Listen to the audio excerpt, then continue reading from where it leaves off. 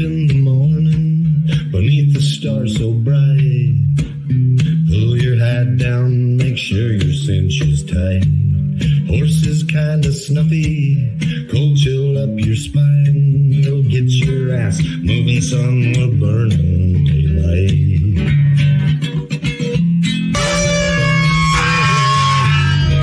Howdy there, I'm Matt McKinley and we're burning daylight. In the saddle till the job's done right. Welcome to Burning Daylight, the only podcast for the working cowboy. Well, howdy daylight burners. Happy Monday. I hope you guys had a good weekend. Everybody that's listening live, it's obviously Sunday, but I'm really excited about this episode. As you guys know, I've been, forgive the language, sir. I've been kind of balls deep in my research on the meatpacking industry. And one of the books I come across in my search was called Slaughterhouse by this gentleman here, Dominic Pacyga. Is that how you say your last name? Pacyga, yeah. Pacyga, okay. You Polish guys have impossible names to learn when when you're used to if you're not in that. I guess Polish, is it a Cyrillic language? No, it's not. It's the Latin alphabet, yeah. Okay. Yeah, they but that part of the world has some really difficult names to pronounce, but at least you're not all consonants, I guess. You do not all. So we have difficulty pronouncing your guy's name, so I believe it. But anyway, I read Slaughterhouse. It took me a couple weeks to get through it. I was pretty busy time, but I thought you did one of the best jobs I've come across on the meatpacking industry, because there's a lot of strong emotions one way or the other, and you get a lot of I won't say propaganda. I mean, I guess propaganda has a bad connotation, obviously, after World War II, but I guess more is a lot of muckraking done on both sides of the meatpacking debate. And what I liked about your book is I can tell from the brief amount that I visited with you, and then just what I found on your background is you're a Chicago guy, and like you're just like you're kind of like the Chicago historian. It seems like you've got a lot of work done on Chicago, and the way you took the Union Stockyards and just told the story of it and how it spawned the meatpacking industry, and or the meatpacking industry kind of spawned the Union Stockyard, and just you just told the story of the stockyards itself and the neighborhood surrounding it, and told it in a very compelling way. And it was kind of just straight down the middle factual. There wasn't a whole lot of opinion based writing in it. It seemed like but it was really well done. It was easy reading, and I enjoyed it a lot. So I'm really glad to have you on the show. I'm looking forward to reading your other books as well. No, thank you. Yeah, when I was 20 years old, I went to work in the stockyards. Mm-hmm. I was a livestock handler, and so that was part of my original. And my mother worked in the meatpacking industry, and so did both of my grandfathers and my grandmothers for a short period of time. But lots of my aunts and uncles also worked in meatpacking. I grew up right by the Chicago Union Stockyard, and so it was always a part of my life in some ways, even when it was in decline. And even now, when it's gone, we still refer to the area as the Stockyards. Yeah, and that's south side of Chicago. Mm-hmm. Yeah, it's the Stockyard itself was between Pershing Road, it's 39th Street, and it went to 47th Street, and then from Halsted to Racine, so it was about a half a square mile, and then the half a square mile west of it was where the meatpacking house is located.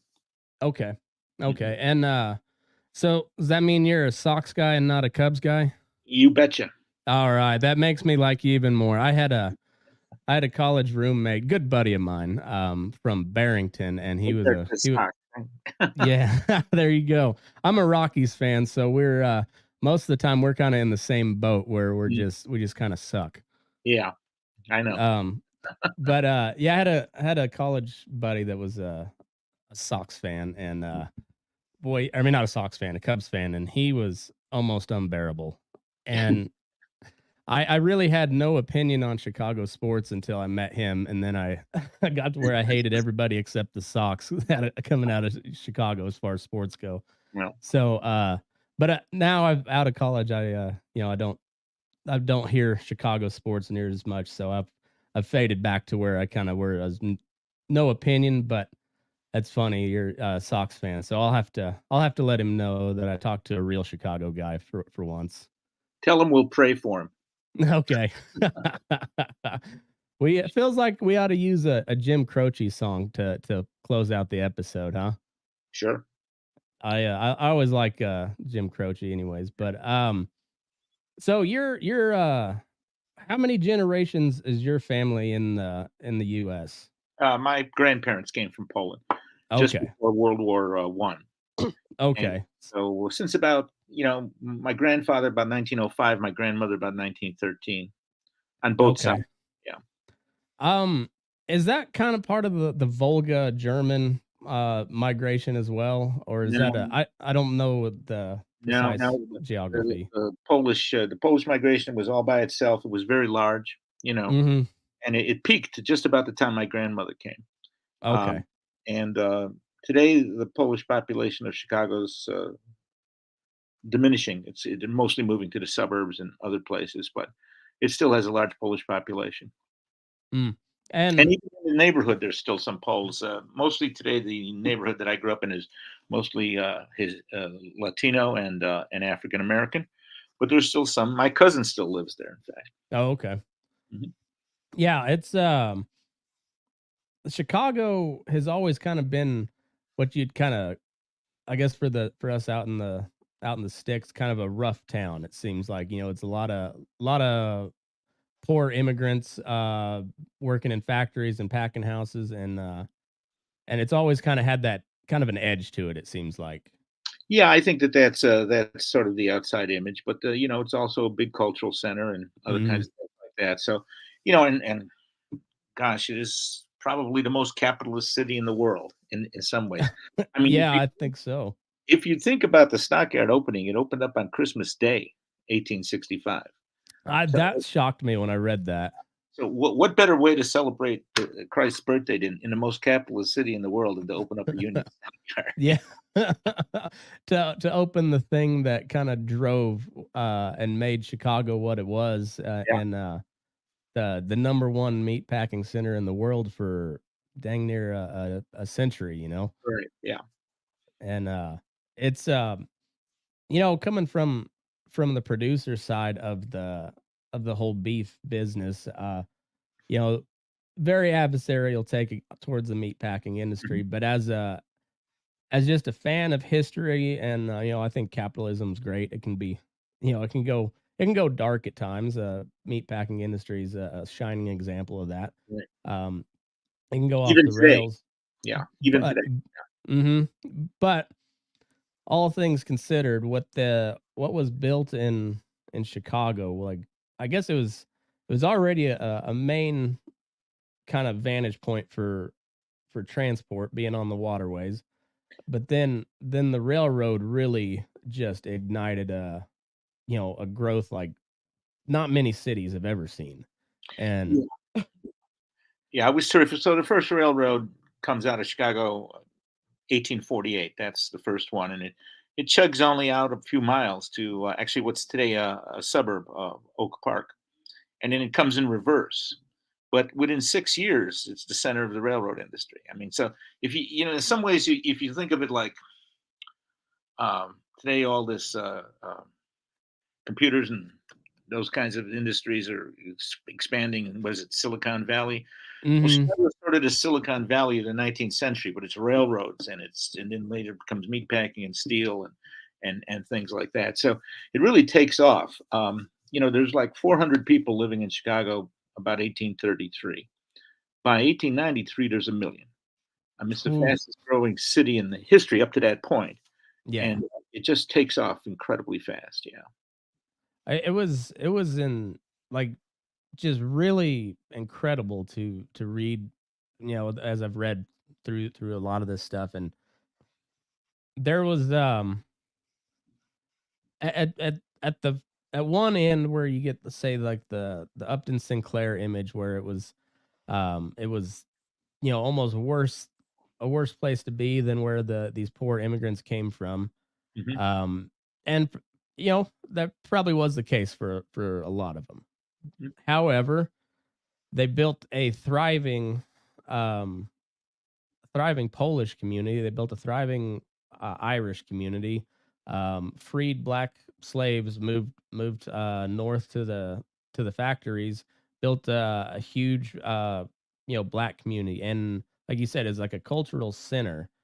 And um, so at the same time, like on the far yay capitalism side, there's a lot of it's the shining example of the American dream where these poor immigrants can come in, or even the poor, like the skilled immigrant, initially. I mean, boy, they made good money. If they were skilled butchers, you could make a lot of money. And then as the technology increased, it allowed them to process more animals. And the huge cattle boom after post Civil War, where all the Texas cattle were had just been left to their own to their own ends for 4 years. And it was just like the perfect storm to show what capitalism can actually do.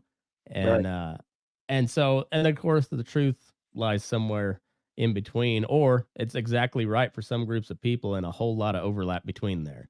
Sure. Well, I mean, look, yeah, uh, I can look at a picture and interpret it one way. You can look at a picture and Hmm. interpret it another way. And the truth is that most Americans used to just come together and talk about things. We Yeah, often don't do that much now anymore. But I agree, and I think the best way to do it, because you find out that you have a whole lot more in common than you oh think. yeah, yeah, And it's but when you look at what was able to be done with I mean, there was some really nasty shady practices that took place, and that always happens within any industry, no matter if it's a market economy or not. Just sure. there's always that happens. But they were able to provide high quality meat at a relatively cheap price, Mhm. particularly compared to what the previous Well, generations had to deal with. if you look at it from a certain point of view, in the 1890s, it took a skilled butcher and his assistant to uh, uh, to slaughter a steer and cut it up into beeves and so forth and Mhm. distribute it, somewhere between 8 to 12 hours. Yep. At Armour and Company, it took 36 minutes. Mhm. So, and with hogs, it took about 6 to 8 hours. But at Armour and Company, it took 24 minutes, Mhm. and would be for sheep. Yep. So suddenly there was this production of meat. Now, for better or for worse, depending on how you feel about how much meat we should all eat every day, Yeah, there exactly. there is this All of tremendous, it you want, I'd say. absolutely. But it really changes the whole system. So a Mhm. lot of these people are coming into Chicago. They're coming out of rural areas. They know they've killed steers. They've killed. Grandma takes a chicken, Mhm. makes soup. Right? Everybody knew how to do this kind of stuff. But at Chicago, it was so mechanized, so industrialized that it became sort of like a slap in the face. Yeah. It became an awakening, an epiphany. So it became a big tourist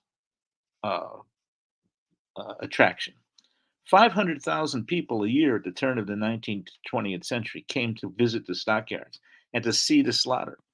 Even Yeah. as late as the early 1950s, uh, busloads of kids would come at the age of 9, 10 years old to see them slaughtering hogs. And believe me, that left a, a tremendous mark on their psyche. Yeah, I bet. Yeah, I mean, most kids think that meat comes to the grocery market in plastic right from God. I mean, Mhm. we have no connection anymore. Most urban people have no connection with that anymore. Um, Yeah. while most did in the 19th century. Yeah, and that's one of the biggest thing that drives a lot of this division that we see in our country is a lot of it has to deal with not so much just food, but just like the complete separation of how two different types of people live, and it comes from my side as well. You know, like we're like we a lot of people think the cities and they think just like bunch of screaming radical lefties, you know, all the time. But no, mostly it's a lot of working people that just Sure, work a different job, and sure. and there's so, but yeah, I think like that's also one of the kind of the drawbacks of this huge centralization of the packing industry is it gets a little, and especially now that everything's closed off. Like it's pretty tough to just get a tour of a packing plant anymore unless you are with some sort of group because of the liability behind it, you know, Yeah. from so many lawsuits and stuff. Whereas, And and people demonstrate, right? I mean, because mhm, there's PETA and other groups like that are worried about animal rights, etc., justifiably. But yeah, I mean, there are some packing houses. Actually, I just read not long ago that have opened up to tours up in Minnesota, which is I kind think of that's great. yeah. I think people should know what's going on. And Mhm. the thing is, so I didn't. I work when I worked for this Union Stockyard company. I was outside. I was a livestock handler outside. I never saw a kill. We, Yeah. they didn't kill. We took animals off trucks, or trains, and we put them back on trucks and trains, and they went someplace else to be killed. Mm, So I never saw a slaughter till I was writing my book, Slaughterhouse. And I called up a friend whose family owned one of the last meatpacking houses in Chicago. And mhm. he said, "You want to see it? Come on down and see it." So I was, a little leery, because I had never seen this before. Um, but I went, and it was a sheep slaughterhouse. And from the moment the sheep were shackled as they came in and went up in the air, you Yeah. cut their throat. It happened so fast that after about 2 minutes, you just realize it's a job. Yep. It's just a job. Yep. And so I followed the sheep all the way through to the cooler. Um, I must tell you, when I came home, my dog was happy to see me because Oh, I bet so. I had been standing in blood for a half hour, 40 minutes. Oh, But yeah. outside of that, it just turned up being a job. Now, my mother worked in the canning department. My grandfather worked on the slaughterhouse floors. Um, they worked all over the area, and at the time, when I run a little place called the Packingtown Museum, and Mm. it's in an old packing house in the stockyards. It's still there. They don't. It's no longer a packing house. It's a food industry incubator. Small businesses. But we have the little museum in there, and whenever people past a certain age, a little bit older people come in, the one thing they remember is the smell, Mhm. because there's this kind of overpowering stench that came out of the meatpacking industry. Not necessarily out of the stockyard, but out of the meatpacking And industry. yeah. You know, Yeah, with all the blood and the offal and yeah, it and just it's turning fertilizer plants were there too. mhm. All that kind of stuff. So that's the one thing they mostly remember. And my memory of it was, of course, very different because I was on, in the pens working with the animals. Yeah. So that was that all done on foot? Yeah, Oh. some guys had horses. I I'm a city boy. I'm not good on a horse. Several times in the stockyards, I think horses tried to kill me. But That's funny. so basically, the first night I worked there, they put me in a hog house, and that was an interesting experience.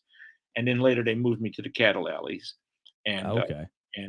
but at one point we unloaded the most livestock I ever saw. The runs at Chicago used to run into tens of thousands. Oh, I bet. One time 120,000 hogs in one day.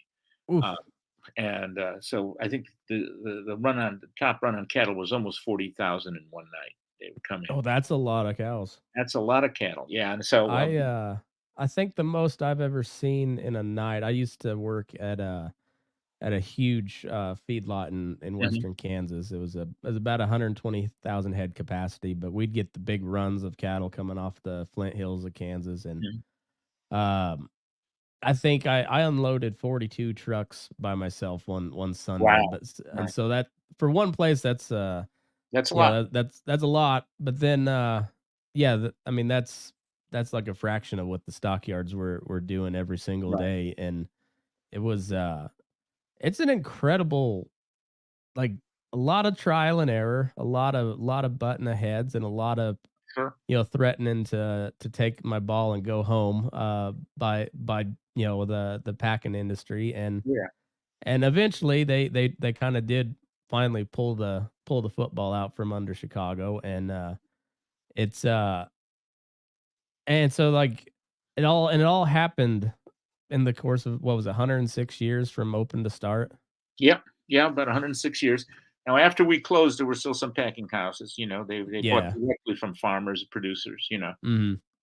But most of them are gone. There's only one left, I believe. Hmm. That's a hog slaughterhouse, still in the stock. Really? Yeah, yeah. That's Everybody else is gone. that's crazy. Now, and you said your granddad used to work in the building where your museum. Yeah, he ended his career. My mother's father ended his career in the building where my museum is, and in fact, he got hurt there, and Oh, okay. he died shortly after. So yeah, Huh. so his picture's on the wall now. That's kind of revenge. There you go. Yeah. That's amazing though. It makes sense why you're such a Chicago guy. I mean, you got some really deep roots there at this point.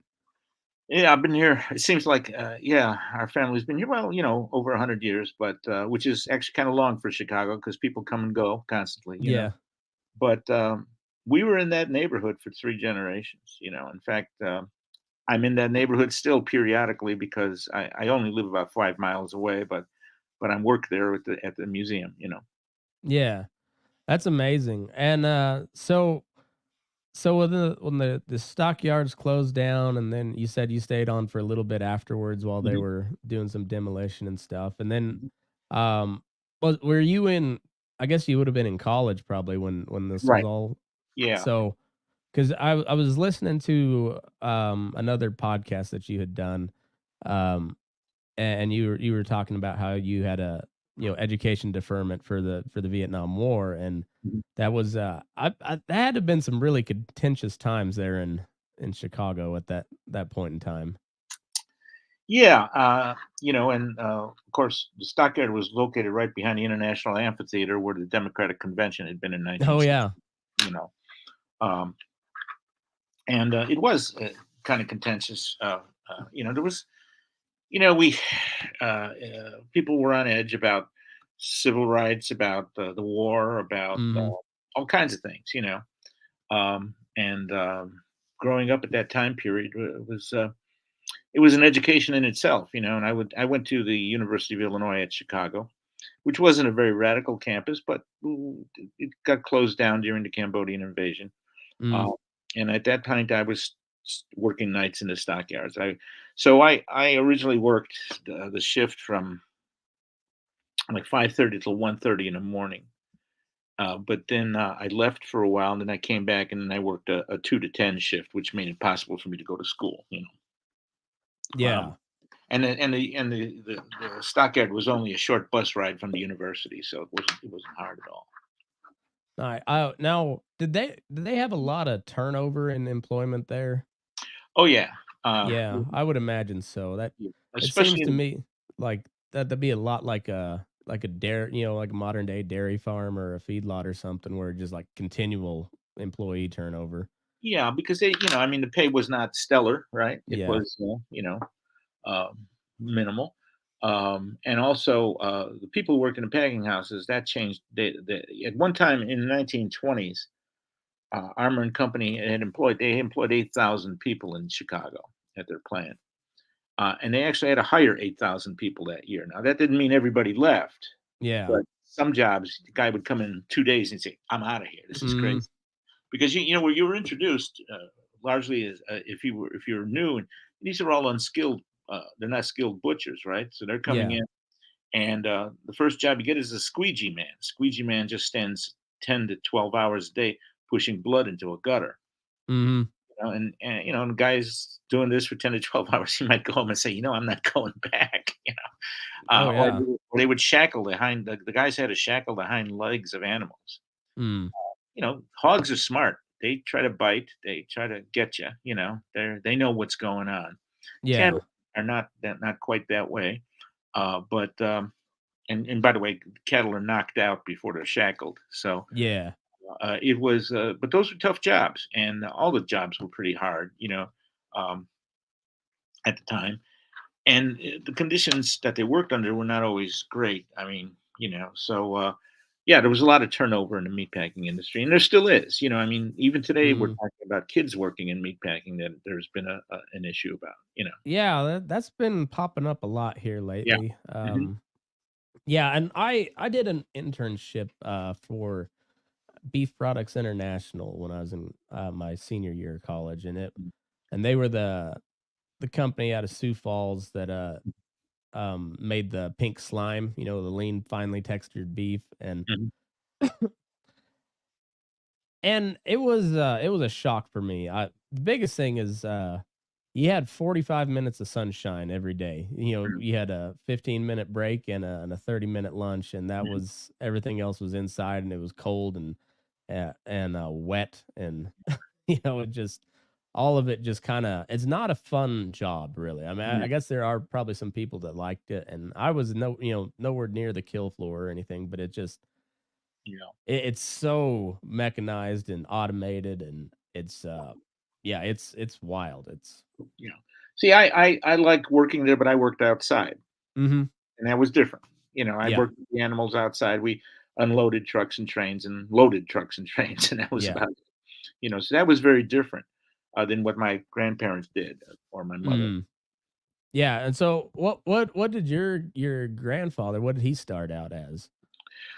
He was an unskilled worker. He became after a while a meat inspector, and then after he hit his 50s, they laid him off, and he went back to working as a maintenance man. Huh. Uh, but so remember at the time, um, there weren't a lot of uh, protection for workers, and so you were sort of at the whim of who you worked for. Um, yeah, so they. But they were always fortunate. They always during the my other grandfather was actually a steam fitter at Armor, so he had a skill. Uh, Mhm. but uh, they were all, both sides of the family were lucky in that during the Depression they were never laid off because Oh, okay. they kept slaughtering, and they worked in on the floors. Yeah. I that's kind of one thing about working in in agriculture is it's not necessarily recession proof, but it's pretty close to it. Like there's Hmm. always a job in agriculture, in particular if you've got some sort of skilled job, but it's Sure. and yeah, it's I guess what is your kind of like overall view of how the stockyards rose up and the packing industry with it, and how it like kind of you know got to like the apex of what American capitalism is, and then kind of the I guess Well, it was a gradual at first, and then eventually it just like it was gone, huh? yeah. Well, what happened actually was so in 1921, 22, there are eight. In those 2 years, the Union Stockyard receives over 18 million head of livestock each year. Mhm. That's a lot of livestock. Lot of livestock. And it's also the largest horse market in the country as well. Now, these are not horses to slaughter, of course. These are working horses, Yeah. or race horses. Um, so there's a lot of activity. That's sort of the peak. World War One is sort of the peak, and is in the immediate aftermath. Let's say 1920 to 22 or so. And then you start seeing it go down. Now, why do you see it going down? Because they're changing. The meatpacking houses there are looking for a different way to buy animals.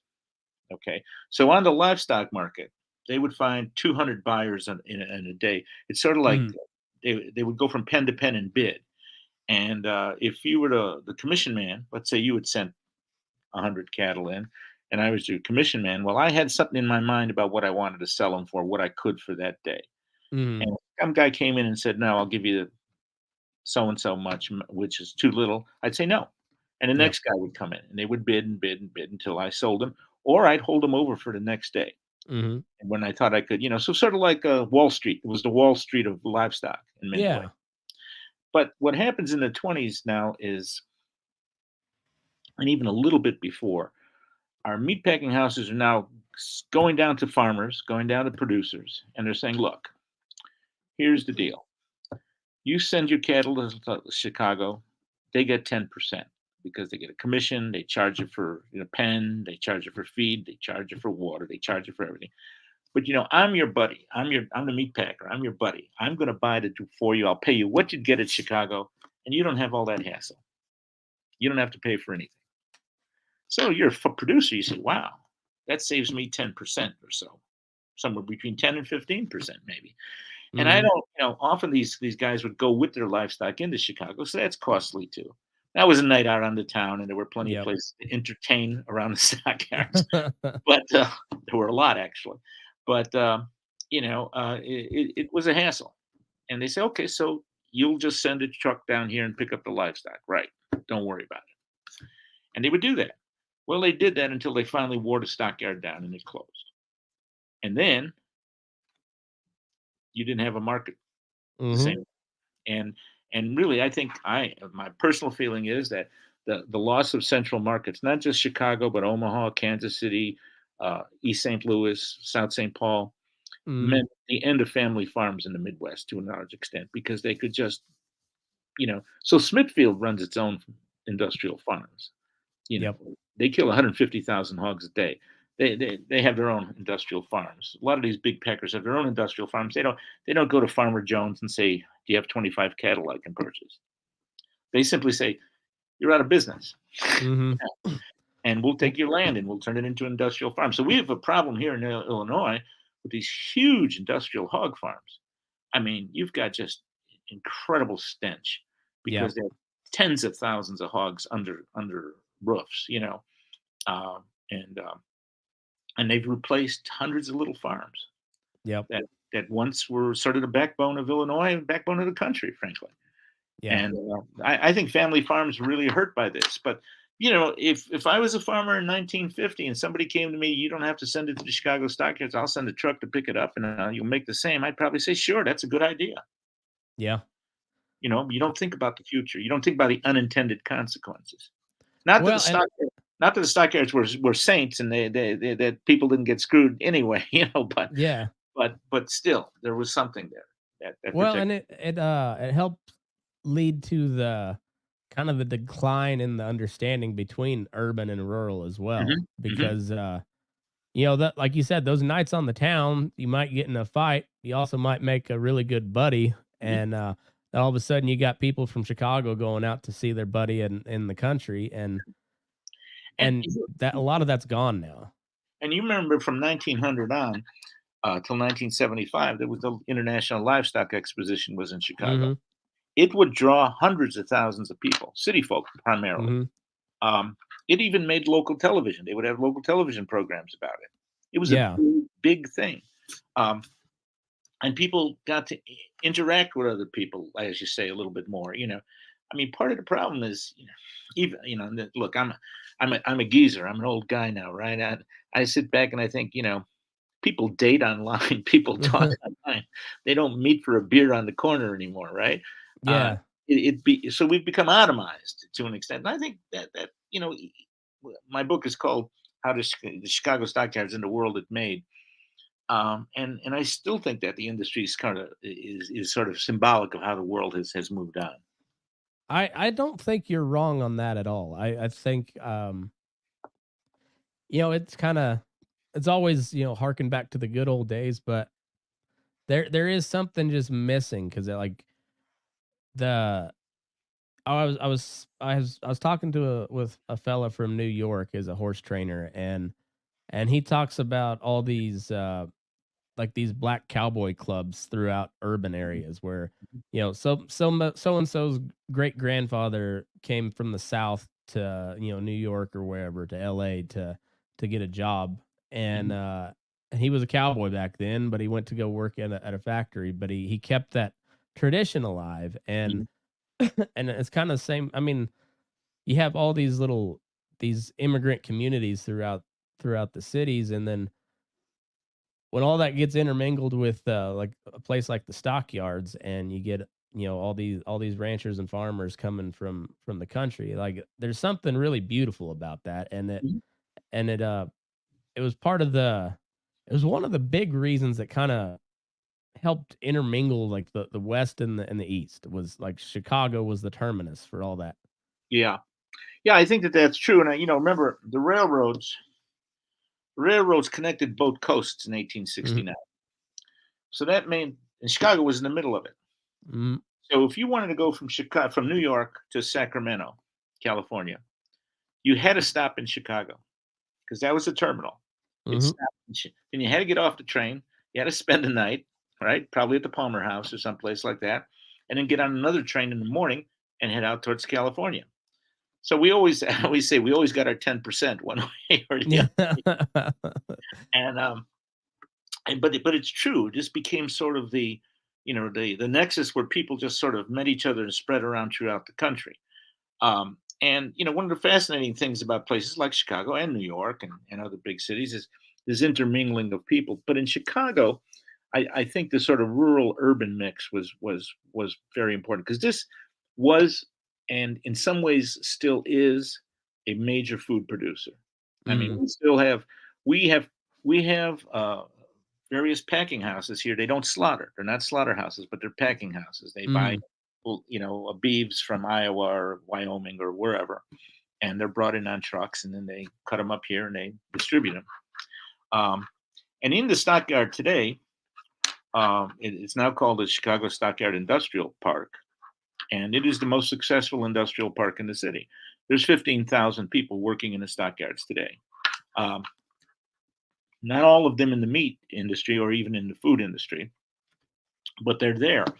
And they're, for instance, one of the big companies that produces, I forget its name now, produces meat for McDonald's, right, is in the Mhm. stockyards. There's various others, and there's now a couple of businesses that um, this is totally against what we're talking about here, but they grow meat in jars and stuff for petri dishes. They're located there. And so there's still a tremendous amount of industry in the area, but that old intermingling between urban and rural has disappeared basically. Yeah. That it's kind of crazy how it all what are your thoughts on that lab grown meat stuff? What do you think about that? I've tasted it. It's okay. It's not beef. Yeah. I like beef and I like Yeah. pork and I like lamb and um, Yeah. I guess I'm a carnivore. I'm the same way. Yeah, I raise beef, and I think the perfect cut of meat that God put on yeah, this earth is a beef ribeye. sure. I don't think there's anything. I mean, I've got a brisket on the smoker right now, but I love lamb. I love good pork. I mean, Sure. and I don't know, like I don't know. Maybe that's the quest of humans. They're always trying to kind of play God, and I think you can try to make meat, but, like, Yeah, but you meat comes from an animal, you know? Yeah. Yeah, I think that that's probably true. I mean, look, there's room for it all, I guess. You know, Yeah. but you know, these are companies are producing these products now, and I have to tell you, I ate chicken that tasted like chicken, but wasn't chicken. It did taste like chicken, but it wasn't Yeah. chicken. You know, Yeah. you can do a lot of things. And in fact, in the building that my little museum is in. And by the way, it was voted the best tiny museum to learn Chicago history in the city. That's S- all. I can't wait to go see that. well, when you come up here, you let me know. I'll meet you and I'll show you around and I'll show you around the neighborhood. I'm gonna hold you to that, 'cause that I've never the only time I've spent in Chicago was 12 hours at O'Hare in a Mm. during a blizzard, you know?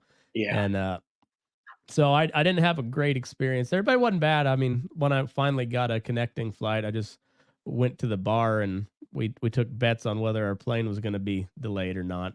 Yeah. And um, You but know, it's yeah. So I now that you put that on the table, I'm gonna take you up on it. I've always wanted to go. We'll go yeah, see a Sox game. sure, absolutely. You know, when the stockyard closed, um, I traveled around the Midwest. I went to Omaha, Cedar. Hmm. It was still operating as a stockyard, but it was in very quickly going to close. Visited a couple of stockyards in Iowa, Sioux Falls, and ended up in Yankton, South Dakota, visiting there too. And because my father had an army reunion up there, so we Oh, drove. okay. And Yankton actually had two small stockyards, so I went to both of them. It was interesting, and you realize how big an industry it really was, and is. But it's always been dominated by three or four big meat Hmm. packers, and it still is today. You Yep. know, they're not names that everybody knows, like Armour, Swift, Wilson. Those are names that are sort of embedded in our, especially in Chicago, in the back of our minds, because their families are still here and still have a lot of money. But so you got like Iowa beef and so forth, and the place you mentioned earlier. Um, Yeah. and some of them are just S&G or something like that. Yeah. It's JBS is that Maybe, was who they bought Swift, and then yeah, Tyson bought IBP Iowa Beef, and then what's the it's Cargill and Marfrig. Marfrig is National Beef Packing, but yeah, JBS and Marfrig are Brazilian owned, and and they're Smithfield is owned by the Chinese.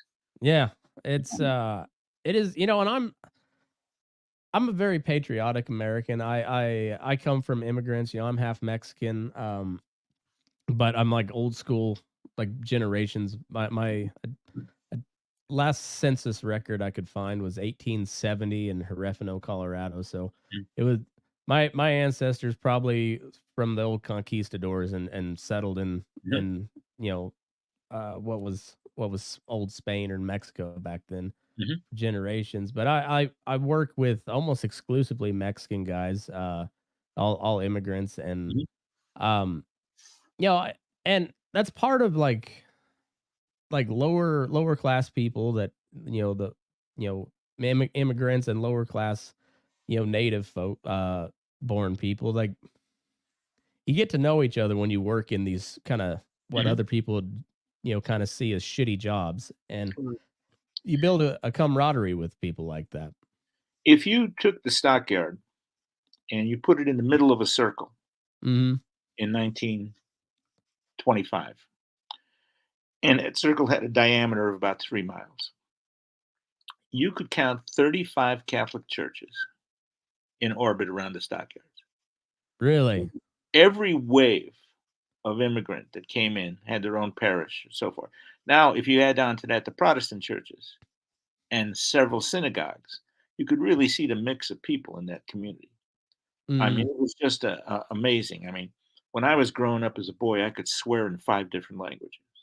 Really? Yeah, That's awesome. That's awesome. yeah, Spanish, Polish, Lithuanian, German, That's and crazy. eventually Yiddish too.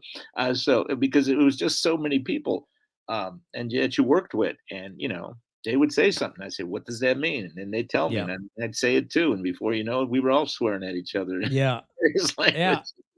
And it's as where a lot of the like the off color humor that that made comedy so great came from just straight out of just like working guys talking Sure, shit to each other, and nowadays it's considered racist. A lot of it was back in the day, but I don't know. There's just there was something about just that the act of just talking shit to each other is just something that guys do, yeah, and it built I don't know, it builds thick skin, and it builds good character, and you make good friends when you can yeah. talk shit to each other in different languages. Well, I certainly enjoyed. So I not only worked in the stockyard, but I worked in various factories. So one thing about growing up in the '60s in Chicago was every summer in any factory anywhere. and I was in a very industrial part of town, people go off on vacation. Mm-hmm. So there were jobs. So I could get a job and I could work either on a line making something or work in a stockyard or whatever. I worked in a steel mill. But I always had a job, you know. Um, and when I was teaching, I retired from teaching about 5, 6 years ago. I would ask my students what kind of jobs do they have? Where did they work? None of them even knew what an assembly line was. Mm. None of them had seen it. None of them had that kind of experience because that had all passed away to a large Huh. extent. I mean, the steel mill I worked in is about to become an Amazon distribution center. Um, Jeez. and there were 50,000 steel jobs in the city at one point. They're all gone, just about all. Just about all the meatpacking jobs, or well, at least the slaughterhouse jobs, are all gone. This was once the candy manufacturing center of the world. There's just a handful of candy producers now. Huh. The one thing that's coming back is breweries. There's a lot of breweries. That's the one thing I don't know if will ever change is Americans do like to drink because they're from cultures of all around the world and they all like to drink. And Absolutely, absolutely. Yeah. it's yeah, it's pretty crazy. So you went you finished school, you got your PhD. Did you go right into teaching after? I was lucky. I did even when I before I graduated with my doctorate. I was teaching part time in various places. My first teaching job was actually teaching GED classes, general education classes, kids who dropped out of high school, to actually Mhm. to gang kids in Chicago. Um, and I was lucky then. Just before I got my PhD, I got this job at Columbia College in Chicago, and I stayed there for 38 years, something like that. And so, yeah, I was among the lucky because a lot of the teaching jobs at the university level are gone now. Yeah. That's an So industry that's changing. Yeah.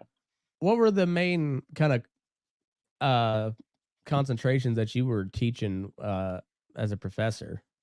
I did history of American City, history of Chicago, history of American working class. I did for 22 years. Me and a buddy of mine co-taught a class on the Vietnam War, Mm, and I taught classes on the 1960s, and then some general U.S. history courses as well. okay. Um I gotta ask, during the Vietnam War, did you what was that like being like a guy on deferral or deferment? Like how was the because I kind of feel like we're almost at that point right now with this Ukraine situation where if something really like we really get involved in a major way, there's I don't see us fighting against Russia without some sort of mobilization and draft. Yeah.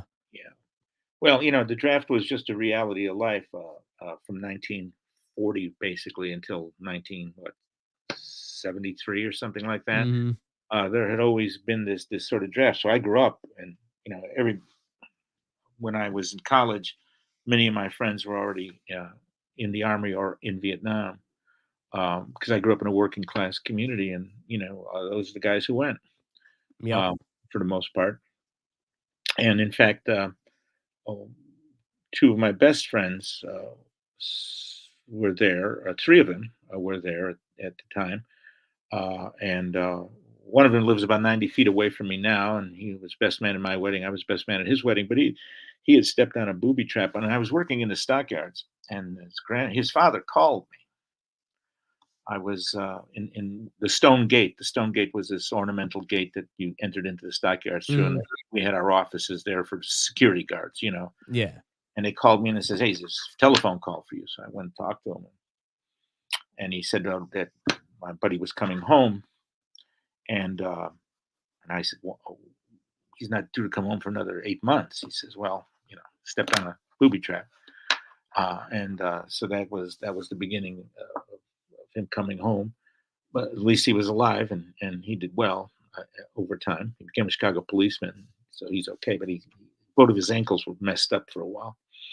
But a lot of the guys that I knew had gone to Vietnam, and it was, I thought about it. I thought about upping, myself at one point or another. But by the time, by 1969, 1970, it just seemed like it was a desperate situation. It would be very difficult to reinstate a draft. I think it would be too, but I Parents think, all over the country would start screaming and voting against it. and that would be, that'd be good too. But I'm very much. I think we should back away from that deal as much as we can. But I think when you look at throughout history and the size of the Russian army, I don't see how, if we were to get actually involved without some sort of mobilization. Yeah, I think. Well, I think if there's something that big, but I don't think it'll ever get I there. hope not. In I hope Vietnam, not. at its peak, there were 500,000 U.S. troops in Vietnam. Mm, That's a lot of troops, a uh, lot. It's a but lot. it's not compared to World War II, No. or World War One. So, you know, um, well, we'll just have to see what happens. Yeah. I hope that's not the case. I hope Me too. something comes up. There's some sort of negotiation um before it ever comes to that. But anyway, I'm just curious as how, cuz like you said, being a working class community, that's who went over there. My biological dad did 2 or 3 tours over there, and Mm. it was it was it was a interesting time in this country's history. And Yeah, and a very divisive time. yeah. As you Yeah. know, in some ways, we're going through that too here, Yep. domestically right now. Yeah, I think so too. And I guess I just, as much stuff that I read on history. I mean, reading your book and others like it, it seems like there's just waves throughout the US history. Just like there's this people are at each other's throats and then they kind of get along. And then they're at each other's throats and then they kind of get along. Sure. And when everybody's getting along, man, we do really, really good shit. Well, we do, and when we don't get along, we do really bad shit. Yeah. That's exactly right. And yeah, so I mean, there was this little thing called the Civil War, mhm. which was the most disastrous war in our history, really. Yeah. Yeah, it really was. I mean, it was awful, it's like all around awful. Was it fought for the right reasons? Probably yes. But it's not nearly as simple as a simple, slavery and non-slavery issue. It was There was a were lot. other issues as well. Yeah, Yeah. yeah. And it was just, yeah, it was awful. And I hope to never see anything even close to that ever again. And Okay. so you always look at that and you're like, yeah, it could be worse. Hmm. And yeah, so but I think having conversations is that helps just about more than anything, is getting people talking to each other, not Yeah, talking at each other. I think that's really important, and I think often we just talk at each other these days, Mhm. and it's important to listen to what the other guy's got to say. And you Yep. can disagree, but you might also agree with 90% of what he's saying. Right. You know, Right. Or it might say something where that you've never thought of it in that way exactly, before. exactly. And it's yeah, it's I think it's important. Going back to, so you started teaching, and how how long were you a professor before you started writing books? Oh, I actually wrote my first book before I had my doctorate. Oh, Uh, really? yeah, and so it's always been a part of my life. I just finished a book, a manuscript that I'm handing in tomorrow. Oh, So okay. so I'm happy about that. It'll be, if it's published, and I'm sure it will be. I've got a contract. Um, uh, it will be my ninth book, and Okay. I've got, probably 20, 25 articles, book reviews, things like that. I've been pretty active. I like what I'm doing, and so I retired from the classroom six years ago. It'll be 6 years, May 30th. Um, And but I keep lecturing. I work on music. I've got a new exhibit opening up at the Chicago History Museum on May 20th that I worked on Polish Chicago. Um, I've got various projects, and and my latest project is I just became a grandfather. So Oh, well, congratulations. thank you. Yeah, little That's boy. great. Yeah, our first, That's and great. yeah, he's a cute kid. Unfortunately, he lives in Massachusetts, so he's a bit of Oh, we go back and forth. They come here, so it's been a fulfilling life. I enjoy it. It's just that I mean I think education has changed. Higher education, especially, has changed quite a bit in the last 10 years or so. Um, I knew it was time for me to get out of the classroom when they no longer understood my jokes, because um, my jokes were all about Jimmy Stewart and John Wayne, and they had no idea who they were, and I had no idea who the hell they were talking about. yeah. See, I graduated college in 2009, and it's a completely different world. I haven't been back to I went to Colorado State University, and Mhm. I haven't been back in several years, and it's yeah, it's a whole different world from when I went there, and I don't recognize it much. Yeah, and it's become uh, the funding. So when I was an undergraduate student at U of I, 77, maybe 80% of the budget was covered by either the state or the federal government. Mhm. Today it's 17%. So that means tuition goes up. Yep. I mean, somebody's got to pay for it, and university professors and staff, and everybody wants a computer, and Mhm. you want, I can't believe these dorms that have big screen television sets in the bedrooms and Oh. workout rooms and all this other kind of stuff. Which to me, a dorm was you lived like a monk, right? There was Mm. these two guys in a room, and of course, I lived at home. I didn't have to live in a dorm, but um, I was at a commuter college, but um, so things have changed, and the funding has not followed. So it makes it difficult, and so you raise tuition, and kids take these debts on these. I mean, the crushing debts. I mean, I when I was going to U of I paid probably for a year and tuition $400. Really? I could make $400 in the stockyards over the summer Oh, easily, yeah. and I could still have money for books, and by the way, beer. So Yeah. there was but now you got these kids graduating, and $80,000 worth of debt, $100,000 worth of debt. They can't buy a house. They can't.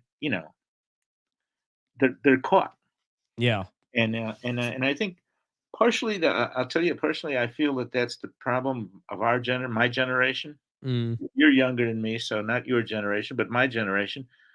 We just dropped the ball. We didn't fund colleges the way they were funded. We stepped back. We Yeah. became greedy. I don't want to pay those taxes. I don't need to pay those taxes. You know, Yeah. and I think that that's caused a problem across the board for the country as a whole. Um, because look, not every kid should go to college. Absolutely not. Some No. I had a kid come into my class. I'll never forget this. He came into my office and he closed the door and he started crying. Young man, about 20, 21. I says, "What's wrong?" He says, "I don't want to be here." He was not doing well in my class, obviously. Yeah. And I said, "Well, don't be here then." I mean, you're 21. You can do what you want. He says, "No, my mother wants me to be here." I says, "Well, your mother wants you to be here?" I mean, he wanted to be a mechanic. He was good with cars. So go be good with cars. Yeah. I was not going to call his mother up and tell him that, but I says, "You're 21. Do what you want to do." When I was 21, I did what I wanted to do. You Yeah. know, and at 18, you can do what you want to do. Um, Not everybody. I'm sure the parent who did this felt she was doing it for his Mhm. best of intentions, but he was so unhappy, Yeah. and he was at an art school. He wasn't even nothing he wanted to do. He wanted to work on cars. So go work on cars. He's going to make a lot more money Oh, over, yeah. you know. Um, so I think not everybody needs to go to college, but I think those that do should not be crucified for going by getting saddled with $100,000 worth of debt to Yeah. 4 years of college. No, I think you're right. There's I mean, I think there's an understandable backlash of people that didn't go to college. Like, hey, why am I having to pay that? And I understand that. Right. But also, yeah, like the predatory system of the whole student loan stuff It's is terrible. off.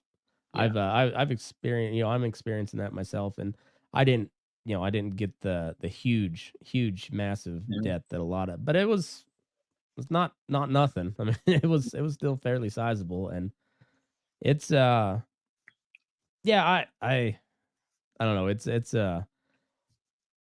And the thing is, the jobs that were around mhm. that could have paid for some of this stuff are gone. They just disappeared in places like Yep. Chicago, Cleveland, Detroit. Yeah. And so you can't. These poor kids are caught between a rock and a hard place. Yeah. So I something's got to be done. I think I've been reading a lot more into the labor movement stuff, from back in the coal miner, Mhm. and then there's Chicago and stuff. And I grew up not a union guy, but we didn't have union jobs around. I mean, like other than the teachers union, but these are small schools. This is not like the city where they go on, the teachers unions go on strike quite a bit, and the union stuff is just kind of foreign to me, Mhm. and because it just wasn't around much, and so I guess I have the kind of the benefit of looking at it from kind of a 30,000-foot view, Mhm. and you look and I think, boy, they really did a good job of establishing rights for the workers, and kind of keeping these giant corporations at bay. But then at the same time, they drove up the price of labor, and eventually shifted stuff out of to non-union friendly states or Well, overseas. and that's exactly what happened with meatpacking. So what Mm. happened with so when Wilson and Company closed in, I think, what was it, 1954, 55. Wilson was this big, huge meat packer in Chicago, and Mhm. its plant covered maybe 20, 30 acres. And they closed up, and they said basically, you got in 5 weeks we're gone, Yeah. and they laid all these guys off, men and women at the time. Mm. Um, and where did they move? They moved to Oklahoma, which is a right to work state, and they Yep. killed the union. And so a lot of these meatpacking houses, that's exactly what they did. They broke the unions by moving out of places like Chicago and St. Louis and Omaha, Kansas City, and so okay, so for them it was better at the bottom line, right? They didn't have to pay union wages, they didn't have to pay union benefits. But for the guys they left behind, I mean, one of the reasons I think, and I could be wrong. My wife proves to me that I'm wrong just about all the time. Um, but a lot of the slum conditions in Chicago are because these industries have moved out, Yeah. and they left behind guys with mortgages and you know kids and paying for schools, and send a lot of kids to Catholic schools here too. Mhm. Which used to be almost free, but now are not.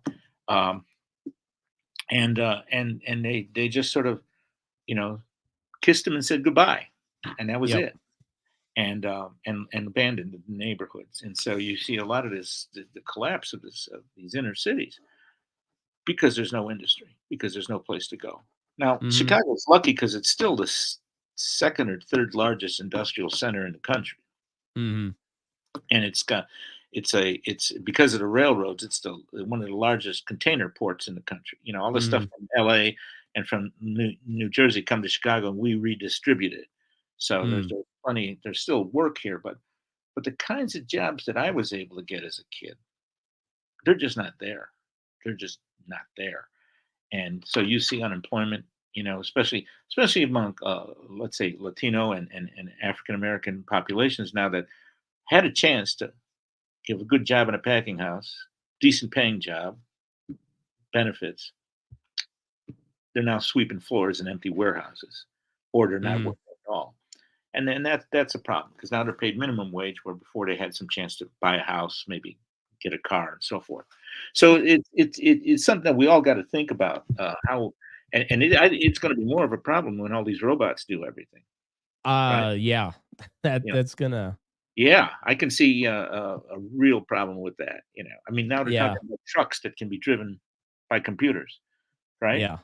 yeah. They start doing that. Well, of course, I'll tell you what, a cattle truck will never be unloaded by a computer. No. but, I, but they tried one of those little robot, uh, things in one of the feedlots to I think it was Cargill that had it maybe. And it was like, it was a little tracked it was like kinda like an R2-D2 looking Mhm. thing, and it had, two flags that would wave back and forth, and then you see a video of it later on its side turn a circle after some steer just blew it right over. Yeah, And yeah. it's like, yeah, I don't think they're gonna get robots, Mhm. working cattle. There's Not for a long time. Yeah. not for and if once they get a robot that can move like a human and move cattle like a human, then we're in a world of hurt Right. more than anything. Yeah, it's very different. Yeah, yeah. It's no, it's pretty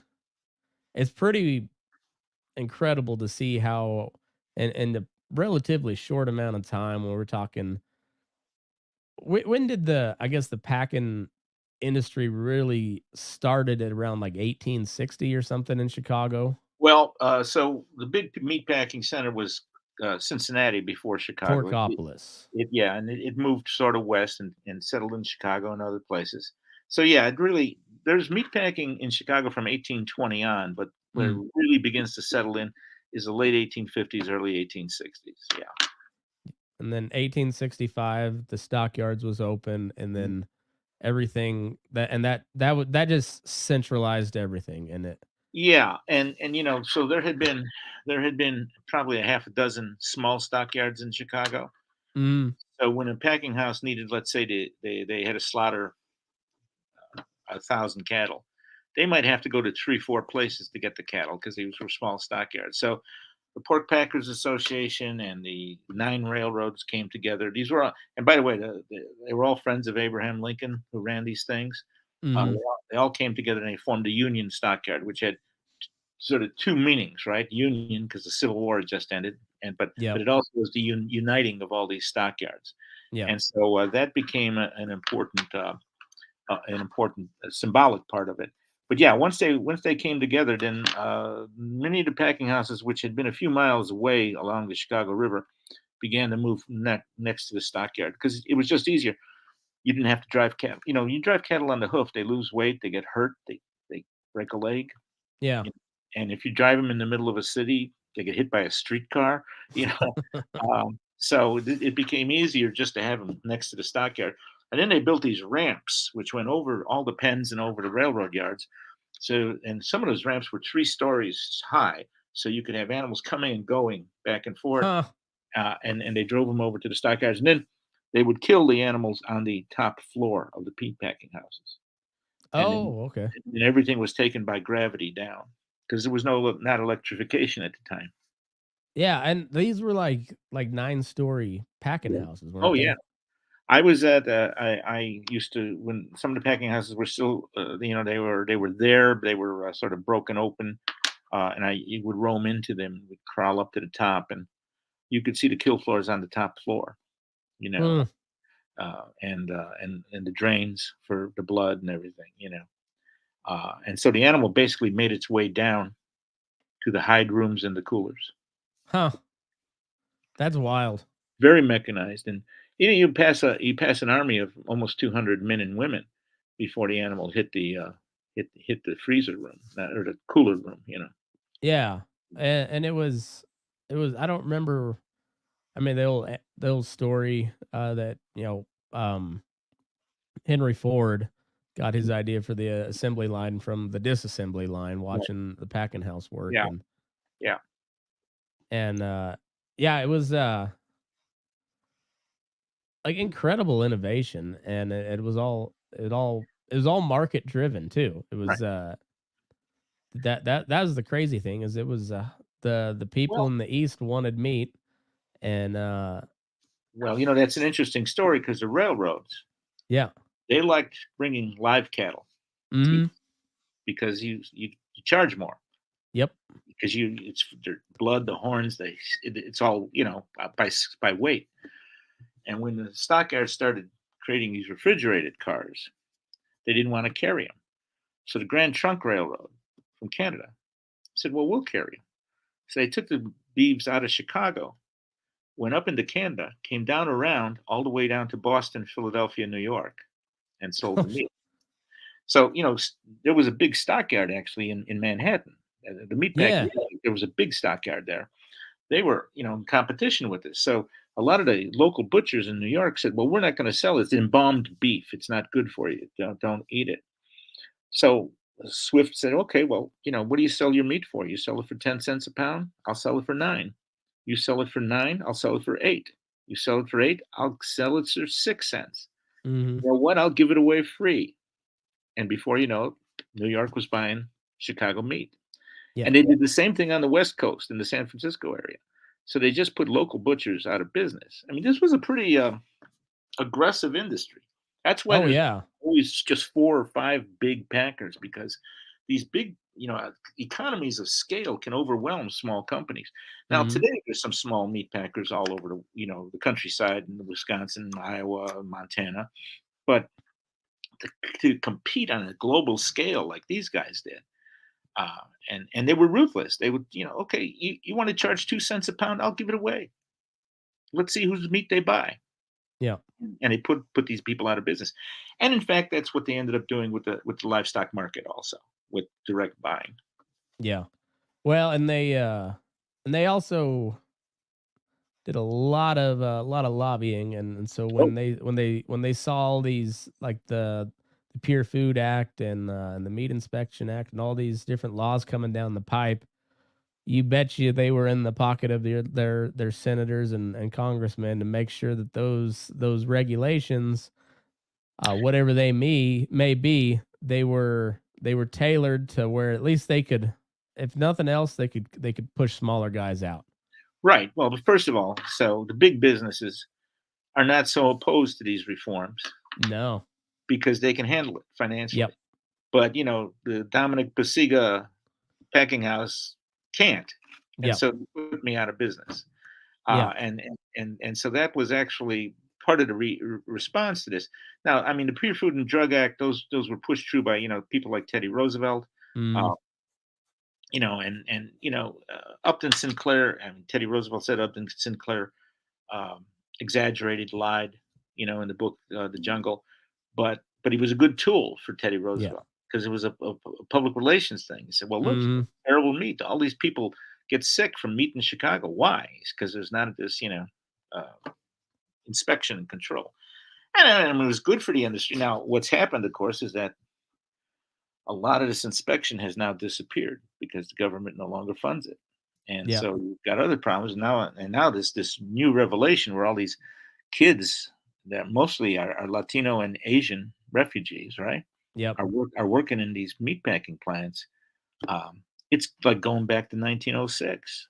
Mhm. I Well, mean, and then you have, and all these regulations are kind of based on these bigger packing plants. So when you have like a local mom and pop that say wants to sell, like say they're right on the line of Colorado and Kansas, and mhm, you got a family in Kansas that wants to sell their meat in Colorado. Well, now you have to have a USDA inspector for that, sure, right, and because it's interstate commerce. But guess what? There's only a handful of USDA inspectors, and they're all at these giant packing houses. right, right.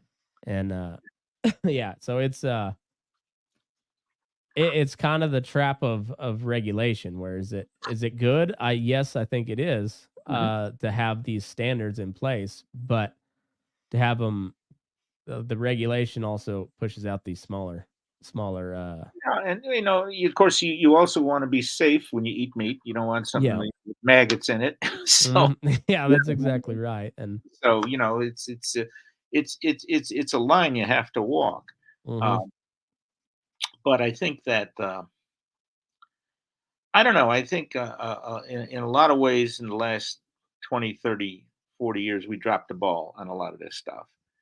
Maybe we've got too used to it and just didn't keep it up. And but I think we need to, as a country as a whole, I think we need to rethink what we're doing and where we're going. And you and I may disagree on where that should be, but we can work something out in the middle. Right. Well, and like I said, I didn't grow up in these like union types Mhm. areas, and Right. so I don't understand that world very much. But I do know that I love America. I Mhm. love this country a lot. I Mhm. think we're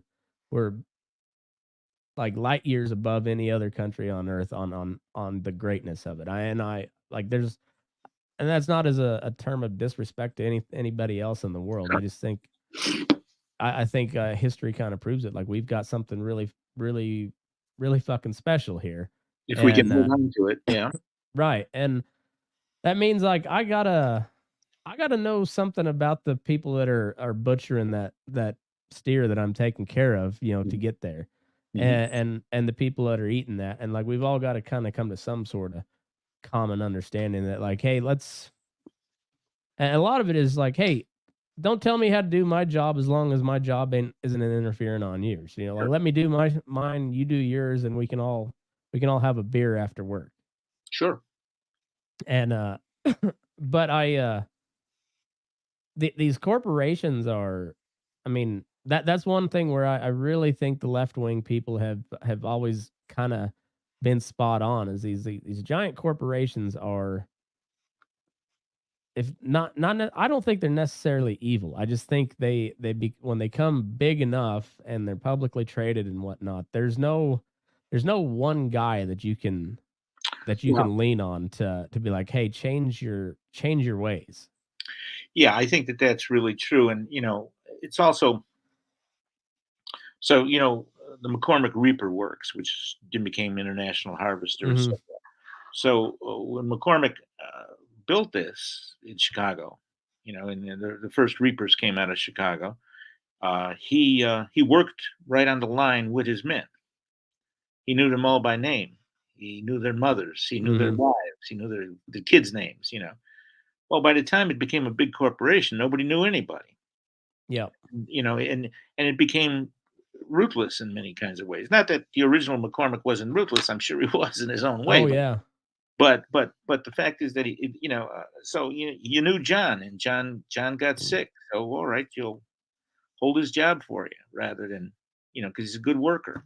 Yeah. Now, if you work in a company that's got 100,000 people working for him, you don't know who's a good worker, who's a bad worker. You just know who somebody's getting in the way, Yeah. right? And so that anonymousness that we've created through these mass societies has caused issues, has caused problems. I mean, there's a benefit to it too. The reapers would be cheaper if they were Hmm. not, and then the food is cheaper. We and everybody wants cheap, right? I mean, Yep. even with inflation today, we really shouldn't complain too much because inflation in other countries is much higher. But Yeah. it's bothersome. It's worrisome. You want the cheapest, you pay the cheapest, and make the most you can. That's Hmm. how American culture, all cultures, to think. Um, but there does become this kind of well, even if you look in neighborhoods like I grew up, there were a lot of mom and pop grocery stores. Hmm. They're all gone. They're Yeah. all, you know, there were a lot of mom and pop butcher shops, bakery stores. I mean, I could walk to four bakers from my house. Every small town main street too, same Yeah, way. and now they're Walmart comes in and they're all gone.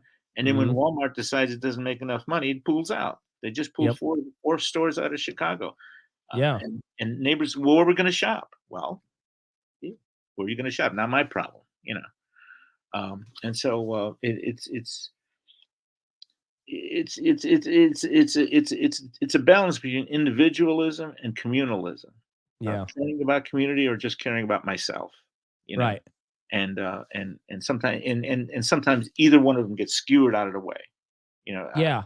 Well, like we're built on a community of individuals that threw off a monarchy. It right. was and then even then from like you take your family there, I don't know what your family story is, but they came from Poland. I don't know if they were fleeing or just looking for a better opportunity, but They're looking for a better opportunity.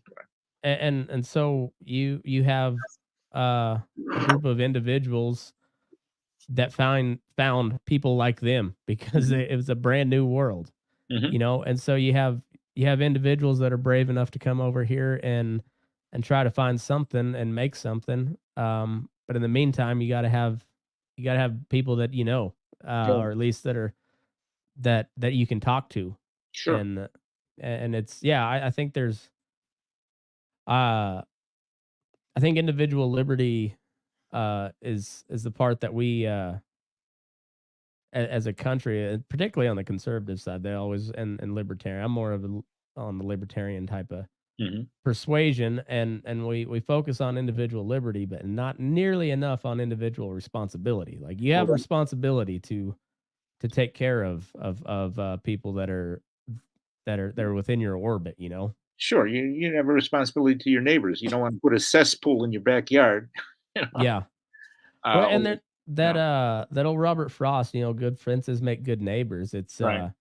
It's something so profound about that. Is like a good fence between you and your neighbor is a good thing, but you still got to have like when you come from that part of the world where you a good fence means like your cattle ain't in with the neighbor cattle, but it's not necessarily because you don't. It's keeping your business separate, but you got to Mhm. be able to help each other out when disaster strikes, and that's one of the beauties of like rural communities is when you get a big weather event, whether it's a blizzard or a flood or whatever, like people band together and help each other out because you always want when something bad happens to you, you want to hope that your neighbor will be there to give you a hand. Sure, sure. And I don't know, it just that's the individual responsibility is a lot left out a lot when people are talking about, the liberty part of things. And Yeah, I believe in individual liberty, kind of almost above all, but that liberty comes with responsibility. That's why I always say absolutely, freedom isn't free. absolutely. And yeah, I think a lot of people have lost sight of that. And Mhm. I so I it's I don't know, it's always good, when you see like a company doing something good to give back to the community. Like I'll support them. I don't care if they're that they're a bigger outfit. If they're Sure, helping the community around them, that's a good thing. And like the people I work for, the company I work for, like they donate like a lot of beef to the FFA kids are putting on a fundraiser or something. We'll donate the beef to that. Why sure, not? Help them out. One of those kids might come work for us. sure. Yeah, And it's a self-interested thing, but it's the right thing to do as well. sure. And Absolutely. so I think you're right. There there's something about a strong community that's I mean that used to be what the like I said the waves of history through the US. There's strife and then everybody kind of gets along, and when everybody gets along, man, we do some really cool stuff. Right. Put a man And on the moon. yeah. Yeah, exactly. I mean that they built the transatlantic railroad, which Mhm. allowed and it gave guys that had just been fighting each other, it gave them a place to go Yeah. and do something. Because once the war was over, a lot of those, a lot of the northern guys went back up to their jobs or in their homes and their farms, but a lot of those southern guys, they just had nothing left to go back to, like Mhm. nothing at all, and they went west. The freed slaves, all of a sudden, they're just kind of there. Yeah. What do we do now? And all they know how to do is work. So, well, let's go find work. And these railroads, these packing houses, it gave a lot of disenfranchised men something to do, and it gave them another purpose in life, and it creates strong communities. I mean, it really Yeah. really helped. make America great. Just like I don't know. It's fascinating. I love that history period, post World War or Civil War, the Great Western Expansion. It's just it's such a fascinating period in time where it's kind of like I guess it's the race to the modern age almost. Yeah, and I think that's where the stockyards come in too. I mean, they create the modern age in many ways, Mhm. and the railroads and the technology that emerges. Yeah, it's fascinating. I don't know. I guess kind of to wrap it all up, I hate to take too much more of your time. But that you kind of told that story of Chicago with the Union Stockyards in your book Slaughterhouse, in a way that I hadn't heard told quite before. You had I've read the Jungle several different times, starting in high school, and then I reread it doing some research for this project, and then I'm reading like, do you know the name Roger Scheel? I think is his last Shiel. He was a commission guy from Indianapolis, Mm. and he was one of the biggest movers of cattle, and he wrote I just read it was kind of a rambling set of letters, and I don't know, but he was kind of railing against the beef trust, and then there's a butcher that wrote a treatise on the beef trust, Mhm. or the dark side of the beef trust, or something like that, and it's a lot of just muckraking, and yours just told the story of how it all happened rather than trying to point fingers, and it's a good story, and there's no like I think a lot of people get involved with trying to push a bias or an agenda, but rather than just tell the damn story. And I think that's what you Well, thank you. managed to do with Slaughterhouse, and I enjoyed it a lot. Thank you. I appreciate it. Yeah, and so I appreciate this conversation. I'd love to have you back on again the further I get into this research, and kind of kick some ideas back and forth with you. And I'm trying to figure out a time I can get to Chicago, because I'm going to take you up on that offer. Well, you got my email and you got my phone number. Give me a ring. Yes, sir. Well, Dominic, I appreciate your time. It was Thank been a you. really good chat, and thanks everybody for tuning in. And yeah, move your ass. We're burning daylight.